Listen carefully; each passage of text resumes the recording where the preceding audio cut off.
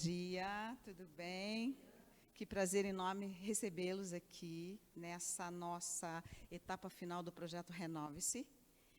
E eu gostaria, sinceramente, de agradecer a presença de vocês, porque esse é um tema caro para a gente, né? Nós somos professoras e esse tema realmente tem nos preocupado, né? Em relação às nossas vidas pessoais, em relação ao desempenho do nosso trabalho. Mas vamos em frente. Então, o Comunicar, Instituto Educativo Comunicação e Arte, em parceria com a ABEP, Associação Brasileira de Estudos e Pesquisas em Psicanálise, por meio do termo de fomento número 937.000, de 2022, Ministério das Mulheres, sobre empoderamento de mulheres professoras da rede pública do Distrito Federal, considerando os reflexos do SARS-CoV-19, ao mesmo tempo que cumprimenta e agradece a valiosa presença de todos e todas, a gente abre, no âmbito do projeto Renove-se, os trabalhos do primeiro seminário sobre os reflexos do SARS-CoV-19 em mulheres, professoras da rede pública do Distrito Federal, e a relação entre empoderamento feminino e promoção do bem-estar, um olhar psicanalítico para um diálogo sobre as tarefas do percurso humano, o adoecimento e a cura. Convido a senhora professora Maria Helena Rodrigues da Silva. A professora Maria Helena é a presidente da ABEP, é sócia fundadora, diretora e presidente, licenciada em Ciências Exatas, psicanalista, pós-graduada em Teoria Psicanalista e ministra as disciplinas Introdução ao Estudo da Psicanálise, Psicossomática Psicanalítica, Fundamentos da Técnica Psicanalítica, Psicoterapia Psicanalítica, dentre outros. Como também convido a professora Maria da Graça Lopes Barbosa, sócia fundadora e diretora acadêmica da ABEP, é a professora pedagoga, psicopedagoga, psicanalista e psicóloga, ministra das disciplinas Funções do Ego e Estudos de Casos Clínicos, como também registro a presença da professora Geisa Valente, que dá o curso de psiconutricional, uma análise do perfil psicoemocional do comportamento alimentar e intervenção perceptiva da alimentação. A professora dá aula no IESB e está aqui com uma turma desse curso especial. Assim como também anuncio a presença da nossa querida Rosângela Moreira, que é do Departamento de Gestão de Pessoas da Fundação Oswaldo Cruz, Brasília. Vamos começar então, professora, por gentileza. Por favor, vamos...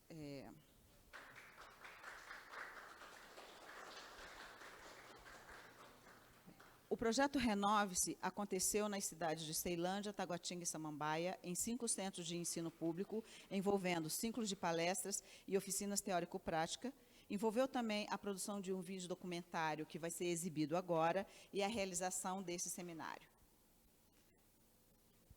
Pode passar o vídeo, por favor?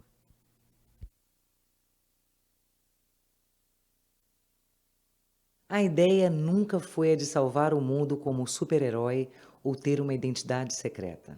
A ideia original foi tornar-se professora, professor.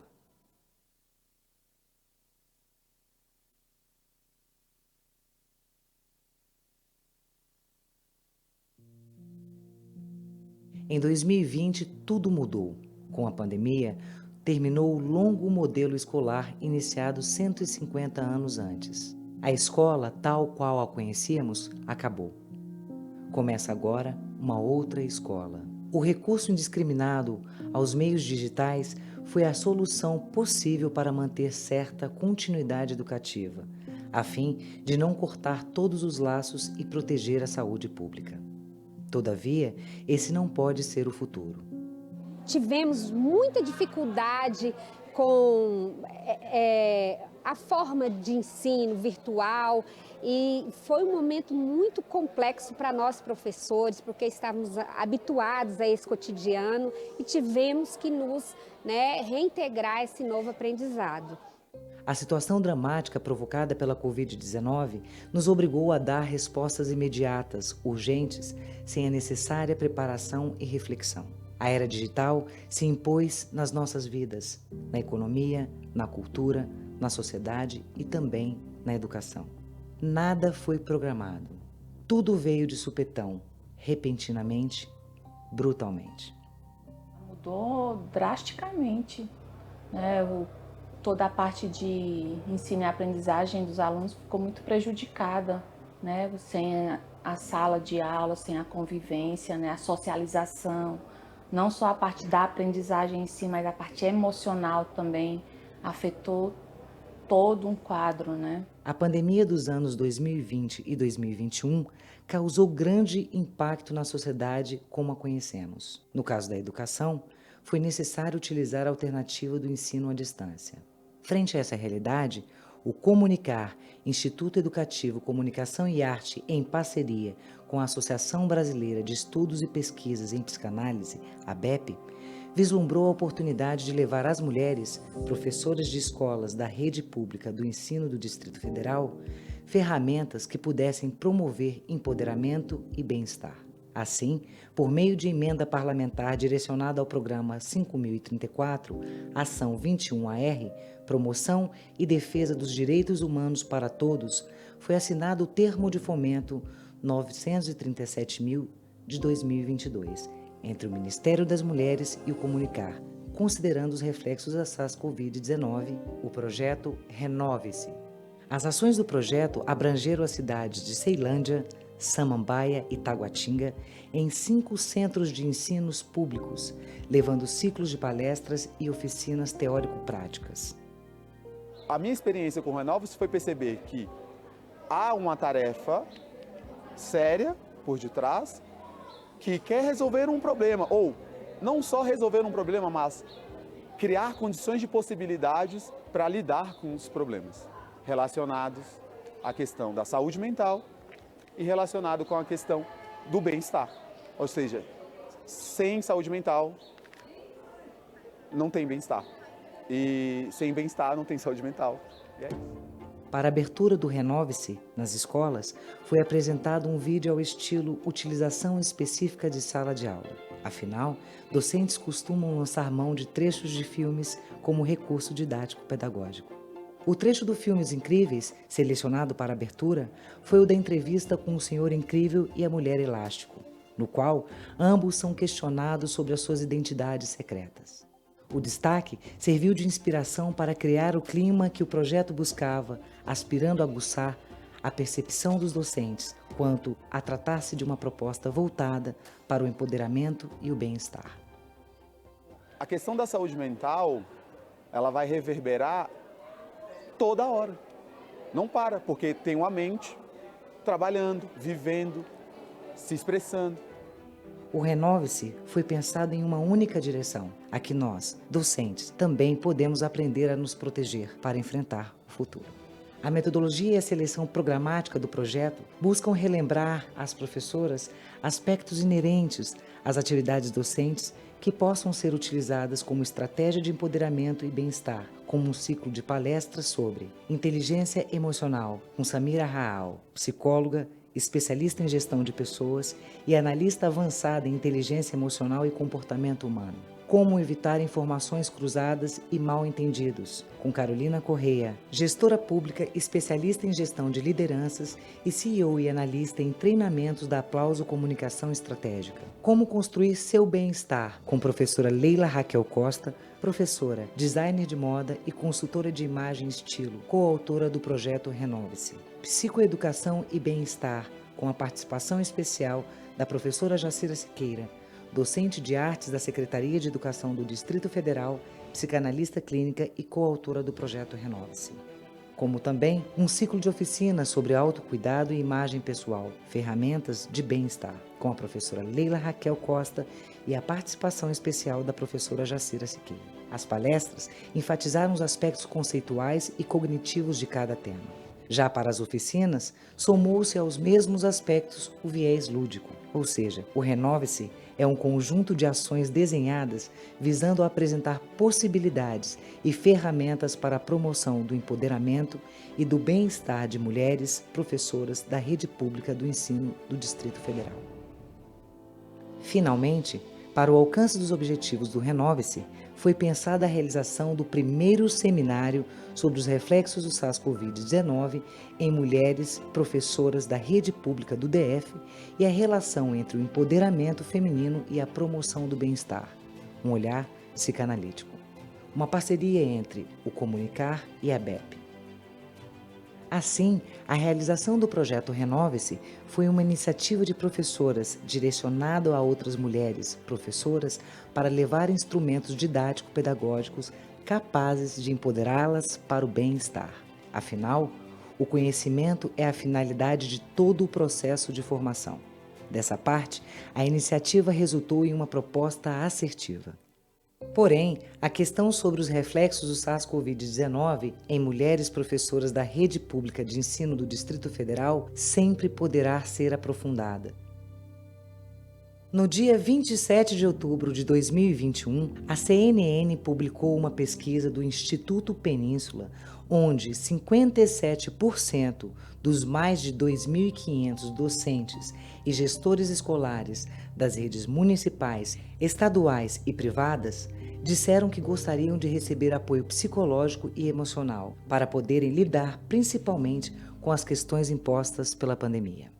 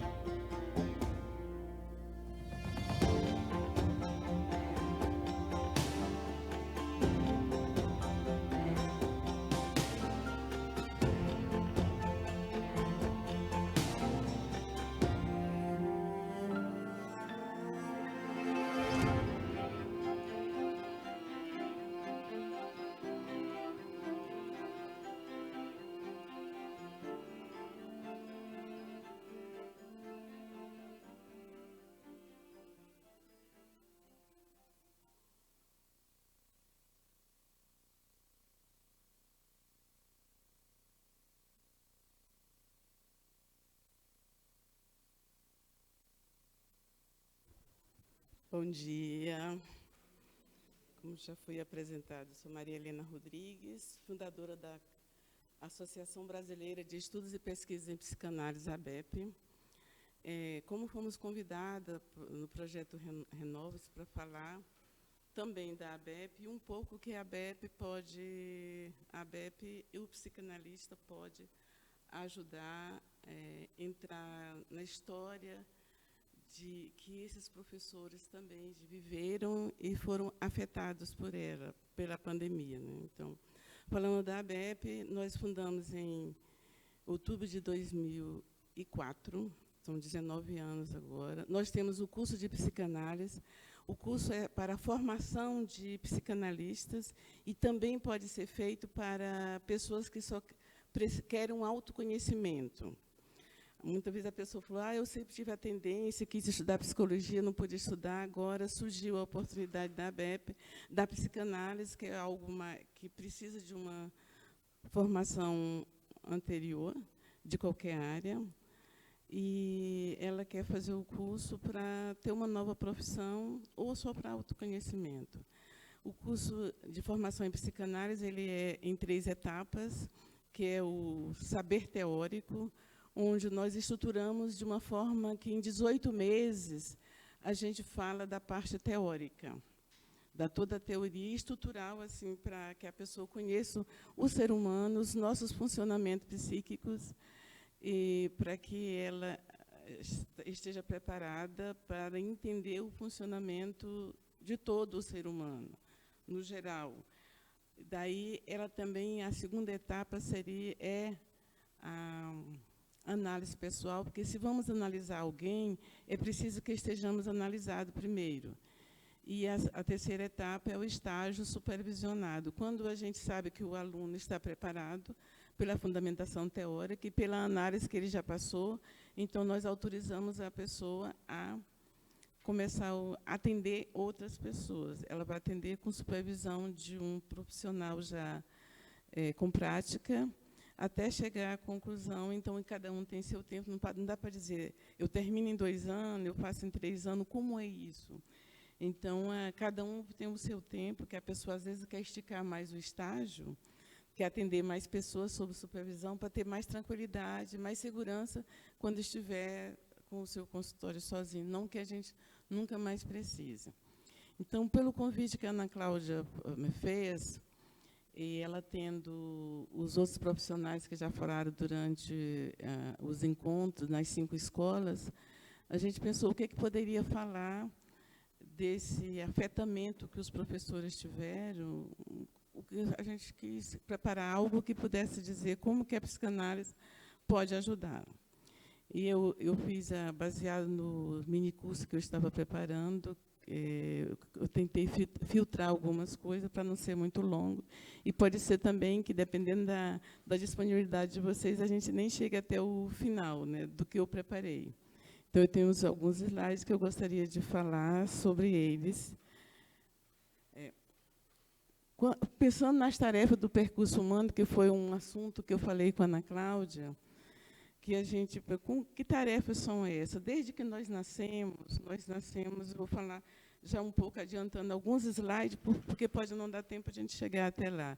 Desde que nós nascemos, que nós somos seguradas pela nossa mãe, com aquele contorno que os braços dela podem nos dar, todo aquele contato, a comunicação que vai tendo entre a mãe e o bebê, aquela conversa que ainda não é ele não tem um entendimento neurológico ainda, mas é uma linguagem que ele já vai se encontrando. Aí pensemos, então, naquela pessoa. Por que é uma tarefa? Vamos supor que uma criança que chorou e a mãe não atendeu em seguida. Essa pessoa pode ter isso gravado como uma história de abandono. E daí são as esquisitices que, às vezes, a gente passa durante a vida, não sabe por que vem lá de trás. Então, são tarefas que a gente precisa ir resolvendo. Então, das tarefas que, como psicanalista, nós temos que entender a pessoa que está à nossa frente e nos procurou diante de um conflito que ela está vivendo, a gente procura pensar na complexidade da condição humana. E depois, assim, que nós dependemos de cuidado de outro. Eu estava pensando nessa estruturação das meus slides. A gente cresceu ouvindo que uma criança tem que chorar muito, que é para fortalecer o pulmão. Mas já pensou a agonia que essa criança teve, a sensação de abandono que ela teve por não ter sido atendida quando chorou. Isso ficou, gente, ficou, e vai marcar a vida dela. Então, nós dependemos do cuidado do outro, e o cuidado do outro deveria ser genuíno, porque ele leva marcas para a vida, dá sustentação, dá sensação de suporte, e a gente vai caminhando para a vida por isso. Então, o psicanalista, estando diante de uma pessoa que o procurou, ele vai vendo a forma como essa pessoa se coloca, quando fala, o tom que ela fala. Então, tudo isso é percebido. Nós temos que ouvir, além do relato do paciente, a emoção que ele carrega por isso. E essa emoção pode trazer, nos diferentes eventos da vida, como que ela se comporta, é de acordo com o que ela tem, que o emocional dela foi constituído. Qualquer coisa é um padecimento, coisa que alguém, até estava dando um exemplo, se alguém pode passar por mim e não dar bom dia, aquela pessoa está ali na correria, eu acho que ela está com alguma preocupação, e a outra pessoa diz assim, está vendo? Passou e nem falou comigo, é por causa daquilo. Assim, então, a gente vê o que para uma pessoa pode ser um padecimento e virar um sofrimento até diante da atenção ou não atenção de outra pessoa. E acho que voltou aqui, passou o slide sem eu ter. Então, as facetas fundamentais organizadoras são essas facetas que nós trazemos desde os primeiros momentos de vida, que vão organizar a forma como nós lidamos com os acontecimentos diários. E isso que a gente está diante do paciente, que a gente está ouvindo, deixando ele falar, entendendo essa história dele, para a gente saber que hora que a gente pode falar, que hora que a gente pode perguntar. Faz sentido a gente dizer que isso acontece quando, assim, assim, assim? Então, isso é um manejo clínico que a gente tem que ter à espera para poder falar com aquela pessoa. Ali ela está contando a história dela, então a gente precisa estar atento dentro desse manejo clínico. E nós não estamos, assim, diante do paciente, a gente não se trata muito de uma formação acadêmica, de um saber daquela pessoa no sentido acadêmico, do conhecer, e a sabedoria. Então, cada um de nós tem a sua sabedoria que foi encontrando diante dos momentos da vida. Eu aprendi que isso acontece comigo, se eu dou atenção a isso, isso, isso e aquilo. Deixa eu ver aqui se eu consigo passar aqui.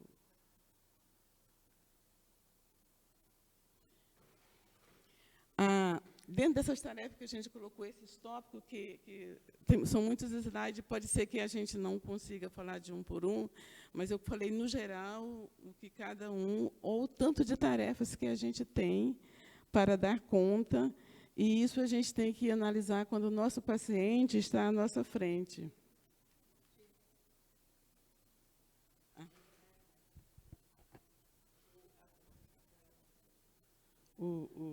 Mas eu...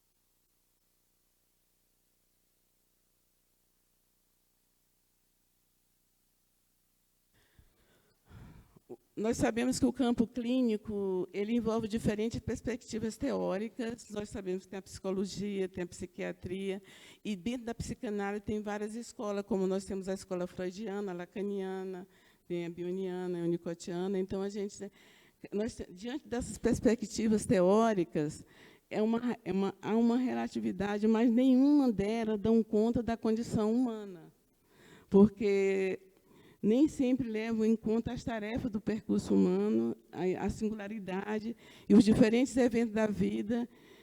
A pessoa forma como uma pessoa lida com esses diferentes eventos da vida.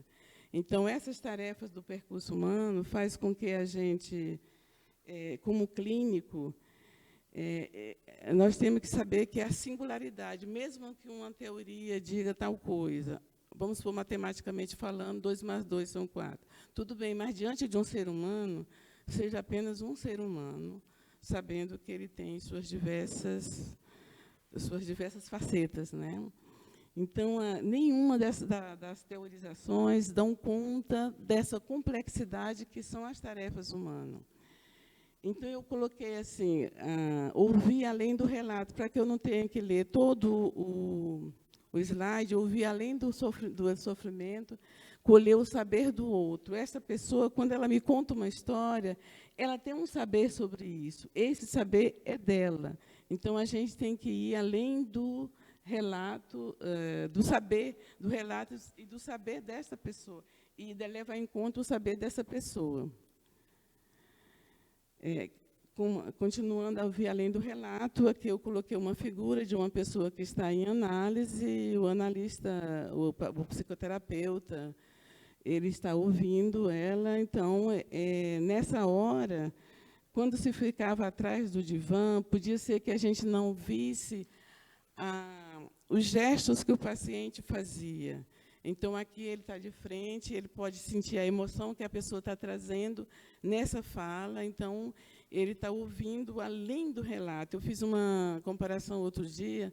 Vamos supor que eu fale da Graça, a colega Graça. Eu falei assim, a Graça é uma grande mulher. E eu esteja falando para uma pessoa que teve um problema com a Graça. E a pessoa vai dizer assim, grande mulher. Então, assim, o tom que a pessoa coloca, a gente tem que ouvir além disso para saber que emoção essa pessoa está tendo ao relatar tudo isso. O atendimento clínico, ele foca no sofrer da pessoa. Como que aquela pessoa está relatando, a forma que ela está relatando, ele foca nesse sofrer. E saber que o ser humano é um ser de fronteiras. Ele está sempre entre entre a luta e a fuga, entre sempre alguma coisa. Ele é um ser de fronteira, ele tem que se equilibrar, né? Então, e muitas vezes a pessoa está passando por uma angústia, uma ansiedade, até uma agonia que causa aquela pessoa, que é inominável, é impensável. E nós vivemos como ser humano acontecimentos que podem parecer infinitos. Somos seres finitos, às vezes com a expressão que aquela experiência não acaba nunca. São seres infinitos. Nós também vivemos dentro de tempo, espaço, linguagem, gesto, presença, a entonação da voz, o colo, o contorno dos seus braços. Então, aqui eu voltei para aquela questão do bebê, quando ele é amamentado. Eu acho que a figura que me veio mais é aquela que o bebê está de olho focado na mãe. Ele está mamando, mas ele está de olho focado na mãe. A mãe, hoje, ela está no celular. E tem uma frase de Winnicott que ele diz que, se a criança passou por isso, ela diz assim: se não sou vista, eu não existo. E ela fica o tempo inteiro procurando esse olhar. Agora, me lembro também uma pessoa que passa por essa falta de encontro, desse encontro da pessoa que cuidou. Pode ser mãe, pode ser as outras pessoas que estão ao lado, a outra cuidadora, que pode ser uma tia, uma babá, por tudo isso. Se não sou visto, eu não existo. E tem pessoas que passam pela vida procurando esse olhar. Todo mundo, acho que já passou por uma experiência de estar conversando com a pessoa e a pessoa batendo assim na gente, sacode a gente, quando diz, não acha que eu tenho razão, chega assim, balança a gente. Assim. Essa pessoa está querendo ser ouvida, ela está querendo ser vista. Pode ser o resultado de uma falha lá atrás, dessa mãe que não conversou com o seu bebê, não conversou com ele. Ele sabe o que ela está falando. Ele sabe que aquele encontro que tem, aquele contorno dos braços que ela dá, porque pode ser um braço frouxo, que ela tem a sensação de queda. É tanto que tem pessoas adultas que têm sonho de queda. Aquele braço eu estou segurando assim, estou frouxo. A criança sentiu, ela teve a sensação que ia cair. Ela não lembra, mas o inconsciente dela guardou toda essa emoção. Glácia, se você quiser fazer alguma colação, fica à vontade para falar. Então, esse contorno do braço, essa entonação da voz, esse olhar, tudo, se a gente pudesse fazer com esse bebê, para que ele leve para a vida adulta menos problemas. Então, a dor, a angústia, a necessidade e anseio. Então, diante dessa esperança que eu falei, nós somos seres finitos, vivendo experiências que nos parecem infinitas. E isso pode nos causar dor, angústia, sofrimento, ansiedade. E aí nós falamos também quando a pessoa passa por um luto, que tem uma tristeza, que é normal, pode levar à depressão, esse sofrimento. Então, eu até coloquei aqui a pessoa pode ter a sensação de estar sendo engolida e ela não sente contornos, nada. Então, aqui eu coloquei, lamentar uma dor passada, no presente, é criar outra dor e sofrer novamente. Sofremos muito com o pouco que nos falta e gozamos pouco com muito que nós temos, né? Então, às vezes, é da pessoa, não tem como a gente mudar. A gente tem que como analista, a gente tem que escutar essa pessoa com aquele sofrimento que ela traz, porque, às vezes, aquela pessoa nunca encontrou acolhida. Ela está passando por um problema, nós gostamos de conversar com o outro para desabafar, mas, muitas vezes, esse desabafo é recebido com críticas, e, quando ela vai para a análise, ela não quer escutar isso, ela quer ser escutada para essa pessoa que está escutando seja uma escuta especializada que possa caminhar com ela e ajudá-la a ressignificar tudo que ela vem passando. E que nós temos a nossa vontade é de ter alguém que a gente possa narrar a nossa dor. Eu queria desabafar com alguém, né? Então, por isso que nós colocamos, quando a pessoa já foi criticada por irmãos, parentes e tudo, né, um amigo, qualquer coisa assim, então a gente tem que saber que ela já vem de uma experiência dessa e tem que escutar a dor do jeito que a pessoa está trazendo. É como se a pessoa vive uma experiência de dor infinita, ela não foi acolhida, porque os outros criticaram. Então, a esperança dela é desse acolhimento. É desse acolhimento, assim, dela chegar no consultório, saber que tem ali ou uma cadeira, um divã, almofadas à sua disposição para ela chegar. Aquele horário é dela, para ela usar o espaço da forma que ela quiser. Então, ela precisa dessa acolhida. Essa agonia impensável que pode causar angústia e dor, que a pessoa não consegue nem nomear, pela forma que a pessoa está vivendo. Gente, eu estou correndo por causa do horário, tá? Porque uma aula dessa demora hora. Que a grandeza da linguagem, a palavra e o gesto seja em direção ao sofrimento. Qualquer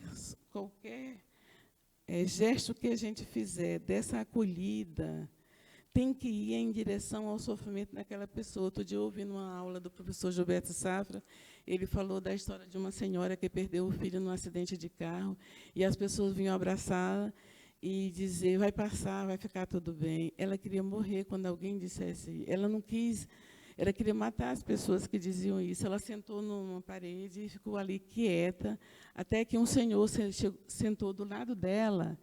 E, na hora que foi para sair para o funeral, para o enterro, esse senhor colocou a mão no ombro dela e apertou assim. Isso foi um gesto, né? Às vezes, um gesto que a gente faz nessa acolhida é tudo que a pessoa precisa. Então, ela não precisava daquela, vai passar, vai tudo bem, ele vai ter um bom lugar. Não. Aquele senhor que sentou ao lado dela, ficou calado, e, na hora do maior dor, que ela sabe, da despedida, ele colocou a mão no ombro dela, como não disse nada, então ela sentiu como um acolhimento. Então, nós passamos por alguns momentos na nossa vida que, diante da barbárie e sofrimento, as agonias inomináveis, então a gente precisa, é a hora que a gente quer ser escutada. Então, na clínica, a gente acolhe essa escuta e para conversar com essa pessoa, ajudar no fortalecimento do ego dela, para que ela tenha menos dificuldade com as vivências, que pode ser de barbárie, mas pode ser de uma vivência mais amena. A pessoa em sofrimento busca solidariedade. Quando eu escuto alguém, eu estou escutando aquela pessoa, eu me dispus a escutar aquela pessoa, eu não disse, vai passar, pensa positivo, respira. Não, a gente tem que escutar aquela pessoa para trazer o que é que nós vamos extrair daquilo que ela está contando. Então, nós buscamos solidariedade. O abraço da experiência de contorno, voltando lá desde cedo, a gente viu, e muitas vezes, quando a gente está chorando, uma pessoa sabe que, às vezes, naquele momento, ela recebe um abraço. É uma experiência de contorno que ela já sabe, que ela já passou, e, quando aconteceu esse contorno, esse abraço, ela foi acolhida. E, muitas vezes, na psicanálise, a gente estuda sobre a regressão, não a vidas passadas, mas a regressão ao momento. Quando somos crianças, às vezes, um afago desse, ou quando adoecemos e fomos para a cama da mãe, tivemos uma sopinha, tivemos mais cuidado, muitas vezes até pode ser uma regressão àquele grito que a gente está dando. Como na psicanálise a gente estuda a psicossomática, e a menina dos meus olhos das aulas é a psicossomática, porque a gente procura entender os adoecimentos, por que é que a pessoa adoece tanto. Eu já tive 3 pneumonias, já tive uma asma, teve isso, teve aquilo, ontem teve uma gastrite, teve tanta coisa. Então, qual é o órgão mais vulnerável do corpo dela? E o que é que ela está gritando? Acontece que, no geral, as pessoas gritam, mas elas não são ouvidas porque as pessoas não estão preparadas para essa escuta. Na frase da psicossomática tem uma famosa que é: quando a boca cala, o corpo fala. Você engoliu seco, engoliu sapo, como diz por aí, muitas coisas assim você engoliu. Então, fulano está me tirando o fôlego, e é uma pessoa que tem asma. Então, o corpo está dizendo, quando ela calou em algum momento que ela deveria, podia ter dito, olha, eu gostaria de conversar com você sobre isso que você me falou. Ela engoliu, ela deixou para lá, a boca calou, o corpo vai falar, e vai falar através de algum órgão adoecido. Essa dimensão neurótica da personalidade, agonias e organizações neuróticas, a grosso modo, existem sofrimentos que tendem ao infinito mesmo. Né? A gente sabe que tem coisa que a gente parece que não tem fim, que nos traz essa sensação, essa modulação imagética de agonias que nos ameaçam no sentido da gente dispersar de nós mesmos. Né? Então, a faceta de nós que se organiza de forma muito rígidas, estereotipadas, retirando grande parte da flexibilidade, da possibilidade de ser, da dimensão neurótica da personalidade. Falando em neurótica, não se zangue mais quando alguém disser que você é neurótico. Tá? Freud disse, neuróticos todos somos, graças a Deus, senão seríamos psicóticos. Tá? Então, tem até um livro que eu gosto de falar dele, que é Quem Ama Não Adoece. O professor, quando ele estava escrevendo o prefácio do livro, ele entrevistava as pessoas e dizia que era para o prefácio desse livro, título Quem Ama Não Adoece.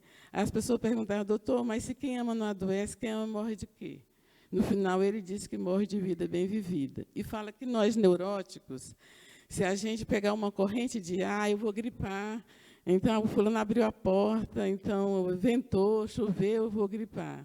Ele diz que os loucos nos manicômios, nos sanatórios, eles dormem no relento, no banco de cimento, pegam chuva, andam descalços e eles não gripam porque eles já têm a doença dele, a psicose dele. Nós, neuróticos, é que ficamos dizendo que dá isso. Então, para essa pessoa, por que a gente, na psicanálise, dá muito a importância ao estudo da psicossomática? Porque, às vezes, a gente vem com pessoas que já operaram 4, 5 coisas, parece que estão, assim, uma infinidade de cirurgias. Então, por que até agora ela não foi escutada?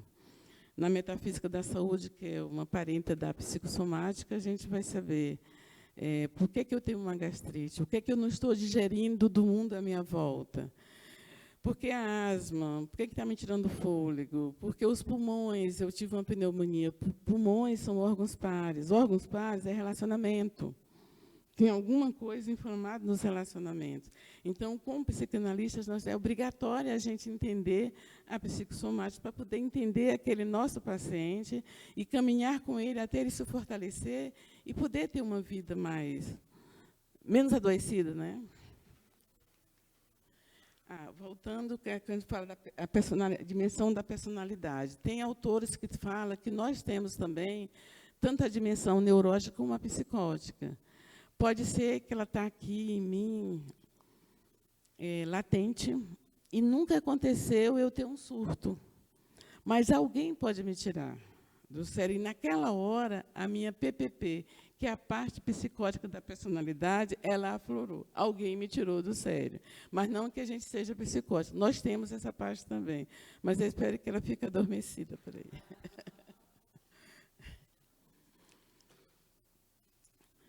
Então, falando dessa infinitude que a gente parece ter, que a gente pode ficar coartado nas nossas organizações neuróticas, e não conseguimos destinar nada e faz nela a repetição. Pode ser que, diante da mesma situação, uma situação parecida, a pessoa volte a repetir a situação. É o que ela aprendeu até hoje, é a forma delas viver. Tem até gente que fala assim, eu sou assim. A gente fala até que a pior síndrome que a gente pode trabalhar com alguém é a síndrome de Gabriela, né? Eu nasci assim, eu cresci assim, eu sou assim. Então, todo mundo tem que dizer, lá vem fulano, e quando ela vem, afasta, porque lá vem ela.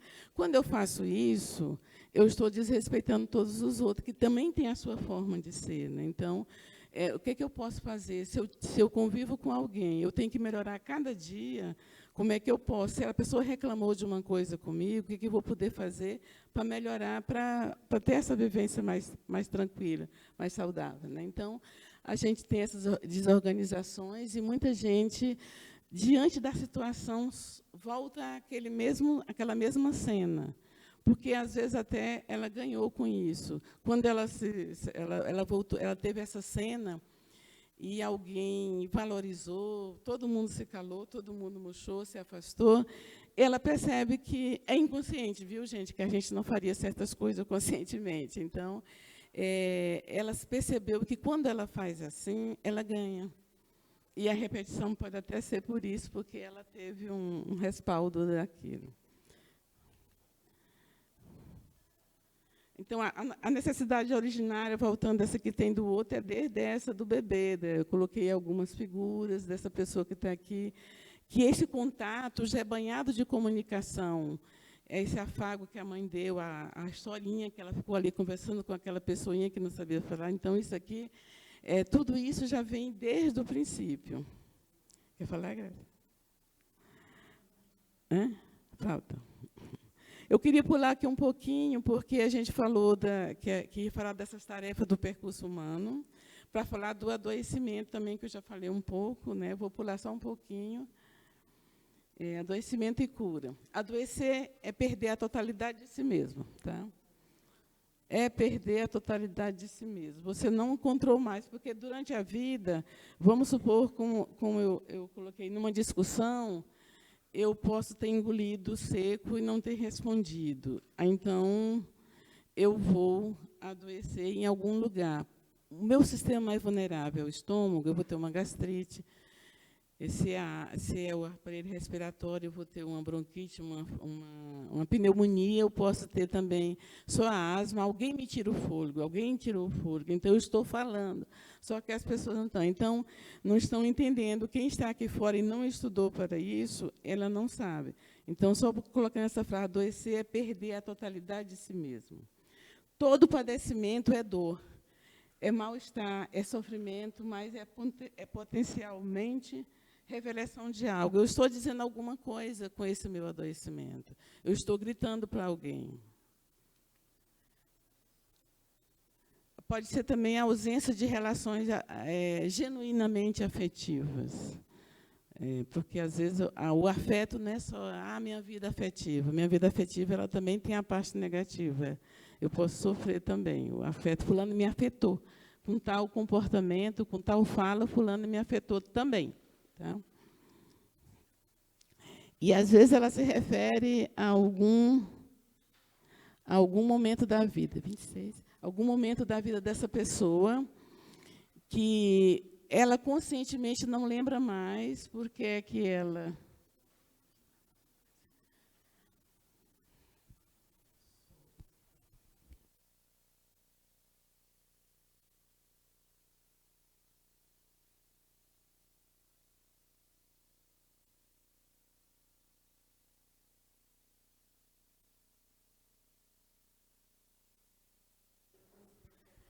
Então, essa pessoa que é adoecida, ela pode estar se referindo a um momento, o inconsciente dela disse a ela que isso aconteceu quando você tinha 9 anos, aí ela teve um adoecimento, de repente ela tem novamente são adoecimentos repetidos que ela conscientemente não sabe, mas o inconsciente dela está só lembrando isso, e ela não pode ficar uma vida. Então, é quando a gente procura uma análise, procura um acompanhamento, que são facetas da condição humana, partindo do que eu falei, que quando a boca cala, o corpo fala, tem algum momento ele quer contemplar as facetas da condição humana. Esses fenômenos, esses diferentes registros, que podem vir de experiência anterior, que ela está se repetindo, e, às vezes, repete até com data. Tá? A ausência pode significar, o adoecimento pode significar uma ausência ou uma deficiência de algo. Algo está faltando em mim que eu não soube como resolver, e eu estou dizendo, só que essa leitura não está sendo feita genuinamente, e a pessoa adoece no outro órgão, adoece no outro, e no outro, e no outro. Para entendermos o adoecimento e chegarmos à saúde e à cura, é fundamental que voltemos nosso olhar para a condição humana, compreendendo a profundidade do adoecer, com acesso às facetas fundamentais da existência humana. A gente sabe que temos emoções, sentimentos e tudo. O Winnicott, ele disse, toda a função corporal do ser humano veicula uma ideia. Toda função do corpo humano veicula uma ideia. Eu já dei exemplo do aparelho respiratório, circulatório, digestivo e tudo. Então, cada órgão do corpo tem uma linguagem originária, sendo a função corporal uma metáfora de um modo de estar no mundo. Cada órgão do corpo nos dá certa matriz de sensibilidade, tanto em relação ao mundo quanto em relação ao outro. Deixa eu ver se eu pulo um pouquinho aqui. Sim. Quando ele fala que cada órgão do corpo veicula uma ideia, vamos falar aqui, vamos supor que alguém diz assim, essa pessoa me fez tal coisa que me senti como uma punhalada. Então, eu estou pelas tampas. Então, eu estou cheio, fulano me embrulha o estômago. Não é uma linguagem corporal, eu estou cheio, estou pelas tampas, fulano me embrulha o estômago. Então, fulano, essa pessoa me fez tal coisa que eu senti como uma punhalada no meu peito. Então, está falando, veiculando uma ideia. É uma metáfora corporal. Esse é um exemplo que um colega fala. Ele disse que teve que atender um paciente que estava desempregado e precisou entrar em análise, continuar em análise, mas não podia pagar as sessões e pediu para continuar. Certo dia, ele chega na clínica dizendo que estava sentindo dor nos joelhos. Que ele está, aí, no final, ele fala, quando eu venho para cá, eu estou sentindo dor no joelho. Isso estava acontecendo também, que ele teve que pedir ajuda a familiares que o criticavam. E o joelho, gente, a articulação é particular, tá? O joelho é para se dobrar. Então, ele estava inflamado naquela parte, que é de ajoelhar, pedindo esmola, como ele disse, preciso pedir ajuda de joelhos. Então, para a gente eu deixei esse exemplo para que a gente lembre como que é uma linguagem corporal. Coloquei algumas figuras aqui de dores, né? O corpo é a história presentificada de tudo que experimentamos ao longo da vida, satisfatório ou não. Então, eu acho que o slide ele acabou comendo um pouquinho da coisa. Quando a boca cala, o corpo fala. Eu coloquei essa figura aqui cheia de exemplos aqui, pois se você engolir tudo que sente, no final você se afoga. Então, a gente vai vendo, tudo tem uma linguagem, tudo tem uma linguagem. E ele é nossa biografia. Posso adoecer de tal coisa e o outro no mesmo episódio, numa coisa familiar. Atendi uma pessoa que era filha de alcoólatra, 4 filhos, cada um tinha um adoecimento diferente, né? Passaram pelas mesmas situações. Qualquer dor revela um sentido, e como o corpo humano está aberto aos sentidos, o corpo sempre cria novos sentidos. Tá? Então, ele aparece, o adoecimento aparece como biografia nossa, pode ser um estancamento da nossa personalidade, dos nossos modos de ver, passando. Ele pede uma reinvenção, uma ressignificação da vida, não só para que o indivíduo possa sair daquele padecimento, mas para que ele não volte a adoecer de situações semelhantes.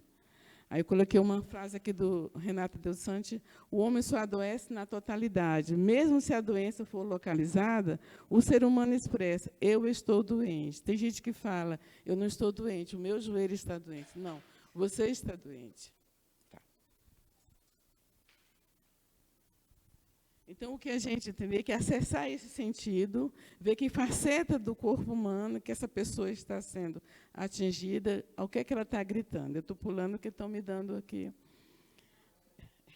E, muitas vezes, tem uma pessoa que ela não se encontra na vida, ela não consegue ser alguém, porque ela é nada mais que uma expectativa familiar. A pessoa, às vezes, nasceu para atender o pai que não foi médico, não foi advogado, a mãe que não foi, eu já ouvi muitas histórias que a pessoa, quando pegou o diploma, entregou para o pai aqui. Então, muitas vezes, essa pessoa viveu mais uma vida de expectativa familiar. Ele é complexo o suficiente para ter demandas diversas, né? Se sofre uma perda do seu espaço sociocultural, ele pode ter 2 sofrimentos. Isso acontece também desse espaço sociocultural com uma pessoa que aposenta. Ela era um chefe de uma empresa, um CEO de uma empresa, um doutor, um chefe, um superintendente, que era chamado assim, e, de repente, ele vai para casa. Essa pessoa vai para casa, é um aposentado velho que está lá no canto, né? Ela pode também até sofrer por causa disso. Aqui a gente, só para colocar, que é do psíquico para o somático, a gente vê aqui a quantidade de bichos que estão na nossa cabeça aqui, e que isso vai passar para o corpo. A cabeça está acima do corpo, não é só para separar as orelhas, é para causar outras coisas também. O George Grodek, que é o pai da psicossomática, ele disse: ao surgir uma doença, observe os seus sintomas e pense onde sua alma foi agredida. Corpo e mente são inseparáveis e tudo que afeta um afeta o outro. Os gritos do corpo são os gritos da alma. Então, para dizer que a relação entre corpo ou soma é nossa parte visível. O corpo é nossa parte visível e tocável. E com ela também podemos ver e tocar. Então, ela vai adoecer para dizer para nós onde que está a nossa falha. Somos seres histéricos. As doenças nos atingem ocasionalmente. O paciente organiza sua doença, bem como seus sintomas. O histérico é que o corpo é marcado pelo não dito. Quando a boca cala, o corpo fala, né? Então, aqui tem a ver com fatos passados, está no presente, mas gritando, talvez, significando alguma coisa.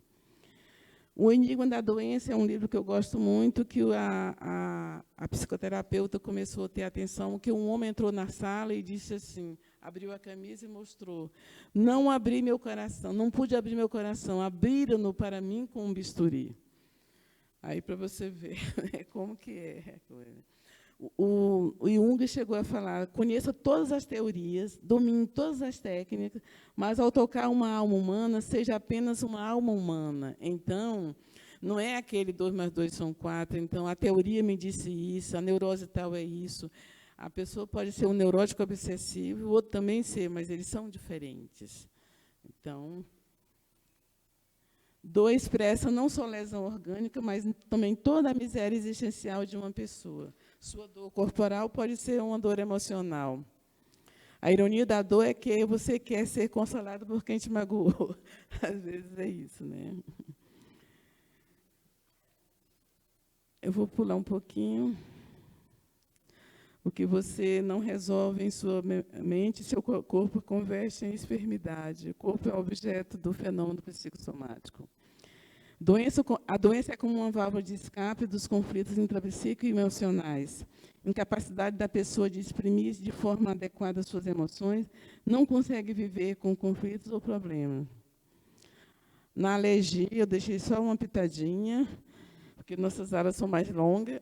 A pessoa inscreve-se no corpo de seus próprios conflitos. É horrível procurar a solução quando você não sabe nem onde está o problema. Jamais despreze uma pessoa deprimida sobre a depressão. A depressão é o último estágio da dor humana, é a fase exata onde a alma dói de verdade. Então, a cura seria a gente começar a entender, é igual quando a gente pode comer alguma coisa que nos fez mal, ou amanhecer de ressaca e saber por que causou a ressaca. A cura começa a partir do momento em que a gente se coloca à disposição para entender por que está adoecido. E a gente coloca a análise, como psicanalista há 22 anos, coloca a análise como uma saída, uma busca, uma acolhida que a pessoa está procurando e ela pode encontrar.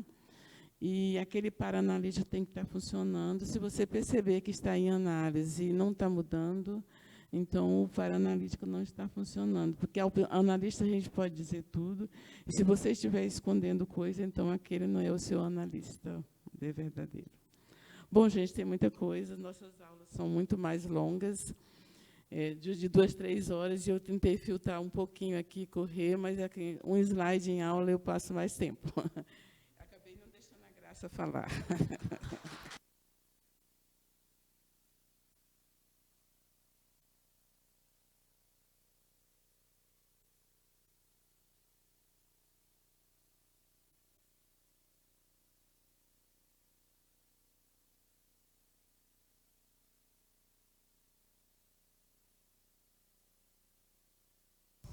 Bom, gente, bom dia. Vou ser bem concisa. A Helena falou tudo a respeito do adoecimento, da importância da psicanálise, da importância da análise.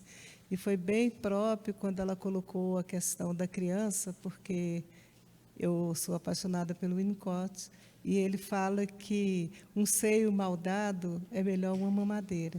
Então, esse mundo que a gente vive, do celular, da mãe correndo aqui e acolá, na época dele era o telefone, né? Ele falava, a pessoa põe o telefone aqui e põe o bebê, nem olha para o bebê e está amamentando. E a importância da sensibilidade ser única, cada um tem um jeito de perceber o mundo. Eu costumo falar que a nossa percepção de mundo é como se fosse uma impressão digital. São 10 filhos, todos, como a Helena está falando, do pai alcoolista, só que cada um sente a dor de uma forma. Então, a dor é muito particular. Uma vez, no encontro no Sul, uma conversa unicottiana, o Alteraldo, que era um grande psicanalista já falecido, ele começou a palestra e nós ficamos 2, 3, 4 minutos, mais ou menos, ele sentado, sem falar nada. E a turma começou a ficar mexendo, né? Todo mundo se mexendo, ele não vai falar?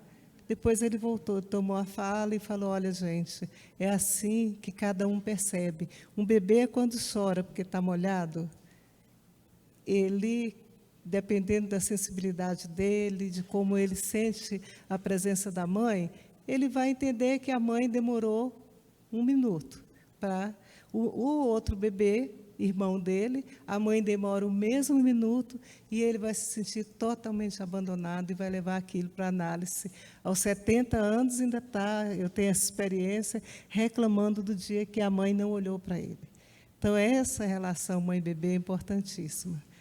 Mas a gente está aqui falando da psicanálise, da ABEP, né, que eu também estou com a Helena desde o início, e eu amo a psicanálise, fiz a psicologia, mas a minha escuta é psicanalítica.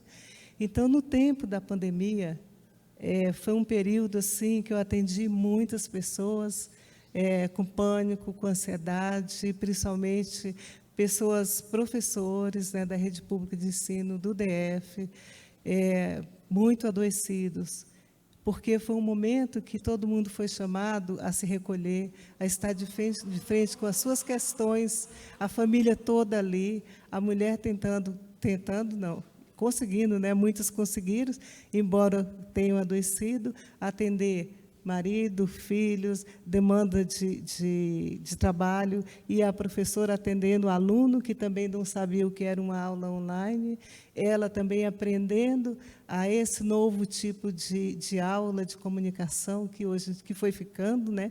O ganho foi ficando. Então, assim, muito adoecimento. Às vezes, eu ligava meu computador, a pessoa já começava a chorar. Foi um tempo difícil, um tempo que eu fiz muitos relatórios para a Secretaria de Educação, porque as pessoas estavam sendo afastadas por depressão, por ansiedade.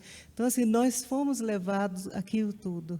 Então, assim, só que, como a Helena bem falou, nós somos seres humanos, nós não somos uma depressão, nós não somos um pânico, nós não somos ansiedade. Quando a pessoa chega no meu consultório e fala assim, porque a minha depressão... Aí eu, calma. Qual o seu nome, de onde você veio. Então, a gente tem que saber a história da pessoa. A psicanálise trabalha muito com a história, de onde você vem, a importância até de uma região que a pessoa nasceu, os costumes daquela região. Quando você atende um estrangeiro, o costume daquele país. E, nessa pandemia, estava todo mundo apavorado. E, às vezes, no outro dia, a pessoa recebia o recado, a pessoa estava com Covid, aí a família toda com medo, toda adoecida. Então, a psicanálise tem, né, uma expressão muito grande e uma condição de ajudar naquele momento. Quem era aquela mulher que estava ali, né, naquela casa, e os casamentos também foram repensados. Vocês sabem, devem ter lido nas pesquisas, quantos divórcios apareceram. Eu tive casos positivos, que teve casal que se conheceu melhor e o casamento melhorou, mas isso é uma exceção. Então, assim, de repente, todo mundo fechado, longe do mundo, longe das pessoas, e ali tentando aprender a viver, né? Eu também, tentando aprender a fazer o atendimento online, que para mim era uma coisa que eu achava que não me cabia, porque eu gosto do contato, eu gosto de gente, e, de repente, até hoje, agora, eu tenho ainda pacientes online, fora do Brasil, fora de Brasília. Então, assim, foi um tempo novo que nós vivemos, e de muito adoecimento, mas, assim, da percepção grande do ser humano, da nossa capacidade de resiliência, da nossa capacidade de nos refazermos, da gente se descobrir novo, de fazer o novo, mesmo diante de tanta dor.